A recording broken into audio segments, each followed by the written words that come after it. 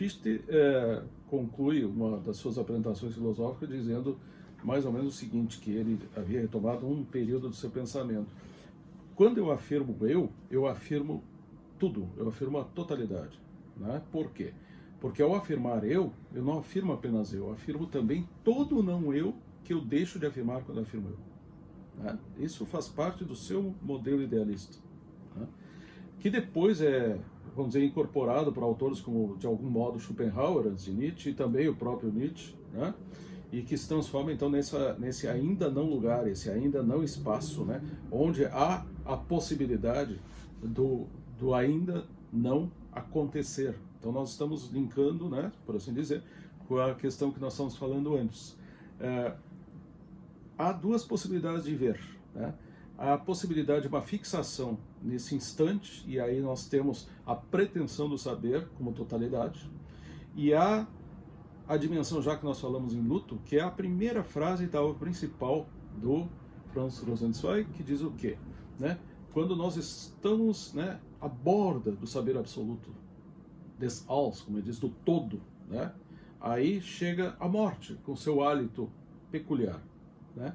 E simplesmente isso nos decompõe de toda a nossa potência explanativa, cognitiva, e nos coloca de novo, né, numa situação que, agora fazendo uma ligação com uma outra citação dele, diz uma situação que é a situação humana. Nós, pós-cinzas, depois de tudo, ainda estamos aqui.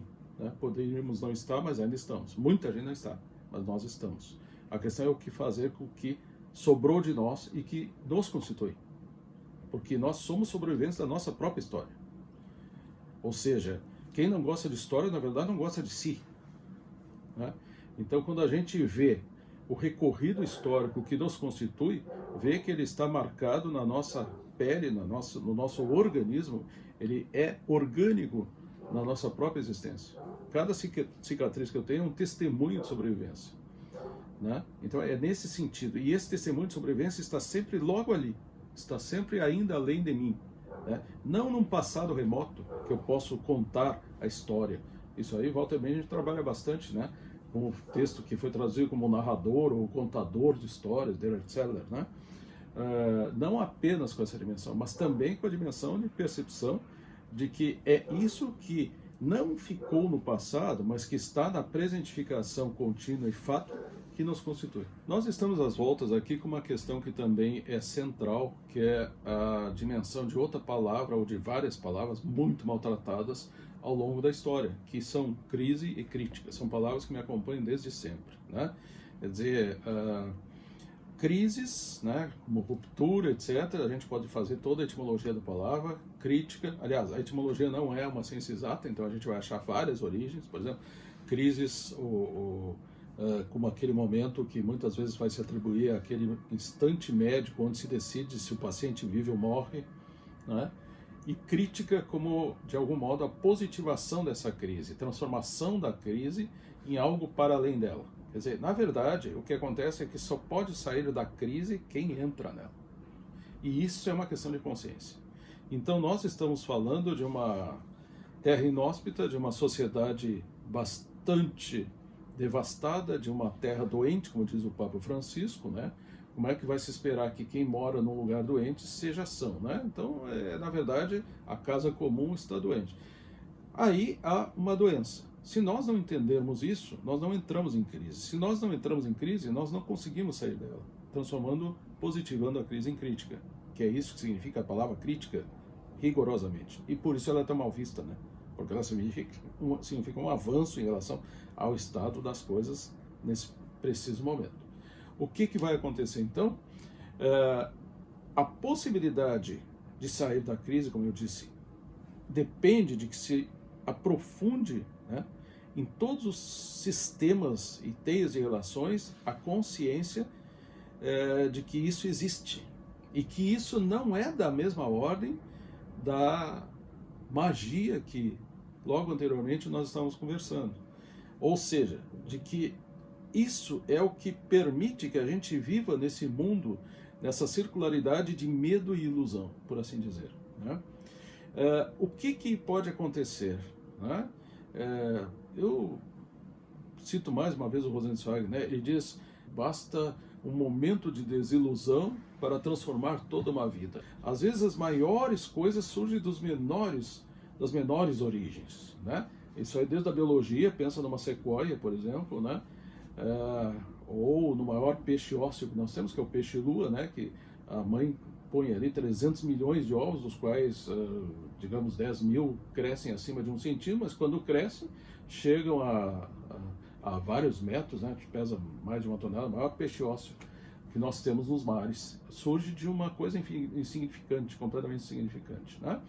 Ora, nós vemos aí então, e aí eu faço homenagem a todas essas pessoas que eu estou citando aqui, todos eles são maître pensée da nossa contemporaneidade, daqueles que ainda, né, digamos assim, mantêm a energia acesa para continuar vivendo, né, que por sorte ainda são muitos, que são esses autores que o Jorge de Huberman, num livro chamado A Sobrevivência dos Vagalumes, trabalha.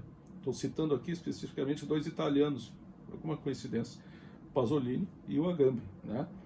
Que ao final da sua vida, né, Pasolini, que havendo feito poesias, e você sabe que um dos projetos de Pasolini ao longo da sua vida, né, foi a recriação de uma linguagem da sua região friulana, etc., né, ele sempre teve esse sonho poético muito forte, claro, publicou muita poesia, mas talvez ele tivesse vontade de poder ter se dedicado mais a isso, e muitos em homenagem a Luciole, né, que são essas luzinhas, né, esses vagalumes que surgem à noite, acaba, ao fim da sua vida, entrando num processo, né, digamos assim, numa descida de montanha, num processo disfórico, num processo de mal-estar, né?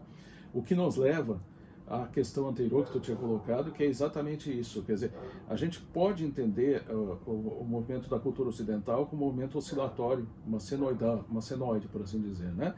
Então nós temos momentos onde parece que a cultura entra numa situação depressiva, ou disfórica, em momentos onde há uma situação eufórica, né? Ou até, vamos dizer, energeticamente positivada. Eu creio que o último grande momento eufórico da humanidade se dá a partir do Renascimento até a modernidade relativamente consolidada, quando se tinha o sonho do iluminismo, né?